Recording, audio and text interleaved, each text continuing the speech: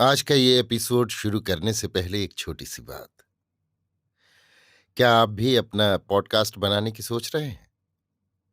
तो anchor try कीजिए। ये पॉडकास्ट बनाने का सबसे आसान तरीका है। नंबर 1, ये फ्री है।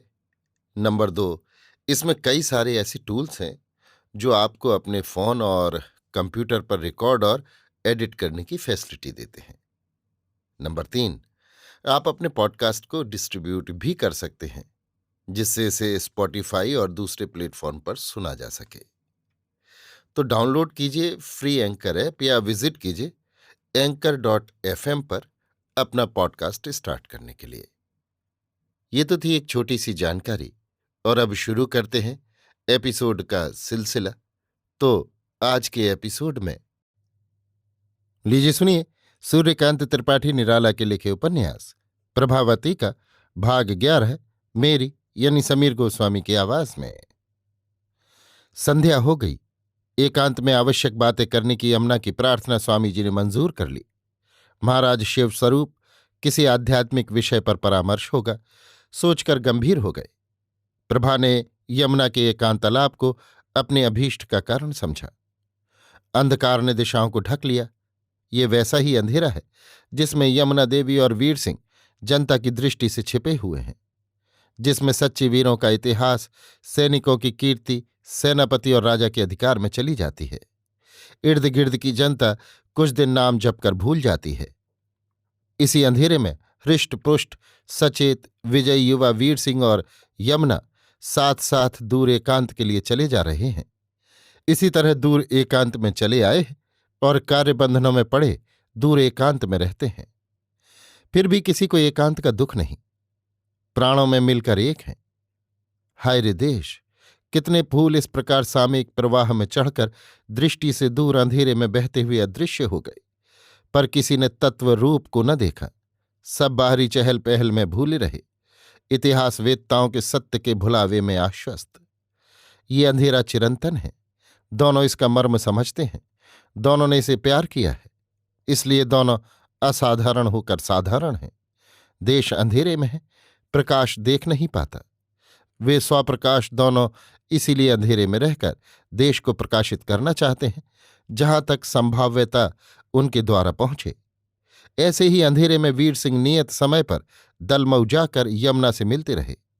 ऐसे ही अंधेरे में दोनों ने सूर्य से भी प्रखर आलोक में एक दूसरे को देखा। आज ऐसे ही अंधेरे में दोनों फिर एक दूसरे के साथी हैं। अंधेरे का मित्र कितना दुर्लभ है, अंधेरे का मित्र कितना महान। दोनों दूर निकल आए, दोनों मौन हैं। सामने खेतों के बीच पेड़ों की छाया में सन्यासी रूप महावीर वीर सिंह खड़े हो गए। उसी छाया में प्रलंब पुष्ट शोभना श्याम यमुना ने भुजों में भरकर केवल एक संबोधन किया। वीर सिंह नीरव स्वर के अविनश्वर आवेश में बंधे वैसे ही बांध कर खड़े हो गए। देह की शिरा शिरा शिलथ हो चली। आप दोनों एक ही इच्छा से जैसे बैठ गए। यमुना के हाथ को आप वीर सिंह के हाथ ने ले लिया। भाषा इस भाव के प्रकाशन में अक्षम तिरोहित हो गई। कुछ काल ऐसा ही बीता। ये दूसरी कौन है?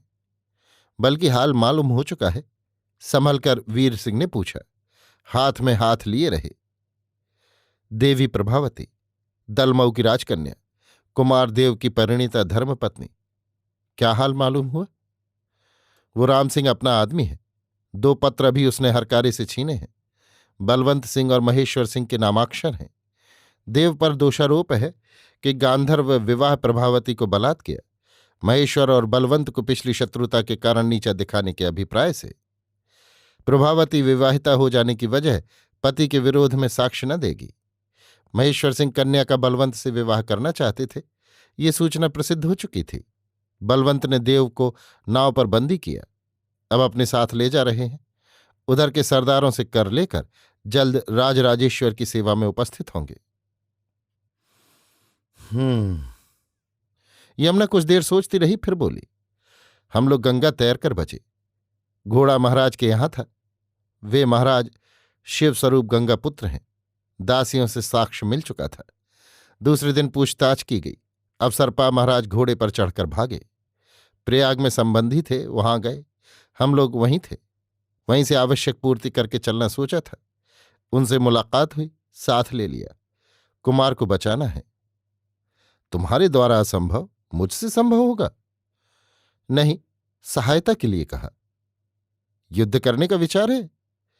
युद्ध उचित नहीं अगर सीधे काम हो जाए। तो समय के लिए शक्ति संचय करना है। हां। अच्छा, जैसी आज्ञा होगी। अंधेरे में मुस्कुराकर यमुना ने प्रिय का हाथ खींचा। समय की स्थिति कैसी है? अत्यंत चिंताजनक।